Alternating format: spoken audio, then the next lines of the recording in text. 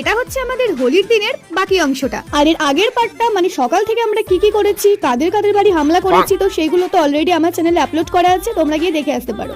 এবার এই দিকে দেখো, এই মহিলা কেবলই স্নান টান করে ওঠে, চুল আঁচড়াচ্ছিল, আর ঠিক সেই সময় আমরা হামলা করি এর উপর। আর ঠিক কি অবস্থা একে ছেড়েছি একবার নিজেরাই দেখে নাও। তো তারপর আমরা এখানে সবাই মিলে ছ্যাবলামি করতে করতে বসে বসে ওয়েট করছিলাম যে কখন আমাদের জামাই বাবা জীবন আসবে আর ওকেও আমরা রং মাখিয়ে ভূত করবো। আর এদিকে ওরা আমাকে প্রায় কাপালিক সাজিয়ে দিয়েছিল। তো যাই হোক, এর মাঝে আমাদের জামাই বাবাজি চলে আসে আর আমরাও ঝাঁপিয়ে পড়ে জামাই বাবাজির অবস্থা ঠিক এরকম করে দিই। এদিকে তো সব কমপ্লিট, কিন্তু আমাদের দলের এখনো একজনকে রং মাখানো বাকি ছিল, তাই এবার চললাম ওইদিকে। তারপর অ্যাজ ইউজুয়াল বাকি সবার অবস্থা যেরকম করেছিলাম ঠিক ওর অবস্থাও আমরা সবাই মিলে সেই রকমই করে দিলাম। আর একে তো মারাত্মক লাগছিল।